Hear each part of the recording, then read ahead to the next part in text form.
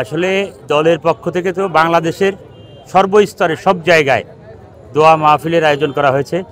আমাদের এলাকাতে করা হয়েছে, আমাদের থানায় করা হয়েছে, জেলায় করা হয়েছে, ঢাকার সব জায়গায় করা হয়েছে, আপনারা সবই জানেন।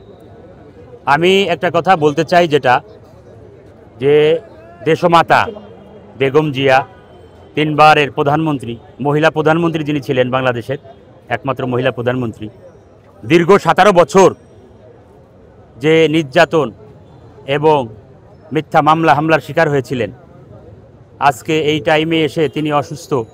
এটা আসলে জাতির জন্য, আমাদের জন্য, আমরা যারা দল করি, এটা দুঃখজনক। আমরা সবাই সবার জায়গা থেকে সবাই দোয়া করতেছি নেত্রীর জন্য সুস্থ হয়। আমরা আশা করি বাংলাদেশ জাতীয়তাবাদী দল নির্বাচন হলে রাষ্ট্র গঠন করবে। আমরা মন থেকে চাই দেশনেত্রী এই রাষ্ট্র গঠনটা সুন্দরভাবে, সুস্থভাবে দেখুক এবং সুস্থ হয়ে আমরা সবাই চাই, এবং সবার কাছে আমি অনুরোধ করব সবাই দোয়া করেন যার যার স্থান থেকে, যেন তিনি সুস্থভাবে দেশে ফিরে আসেন, এই নির্বাচনটা দেখতে পারেন এবং রাষ্ট্র গঠন হবে, সেই রাষ্ট্র গঠনটা যেন দেখতে পারেন। এটা আমার একান্ত নিজের চাওয়া, আমার মন থেকে এটা আমি ফিল করি। আমরা এখানে যারা আসছি আসলে আবেগ বা ভালোবাসার থেকে, আমরা হয়তো নেত্রীকে দেখতে পারবো না, ভিতরেও যাইতে পারবো না।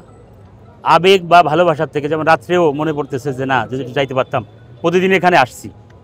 তো সেই ভালোবাসার থেকে যারা ভালোবাসে নেত্রীকে, বাংলাদেশের সব ধরনের মানুষই নেত্রীকে ভালোবাসে।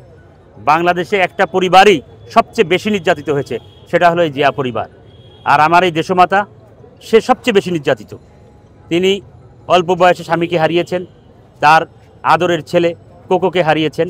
তিনি তার চোখের সামনে দেখেছেন জনাব তারেক রহমানকে, তার নির্যাতন, আপনারা সবাই জানেন কি নির্যাতন হয়েছিল তার।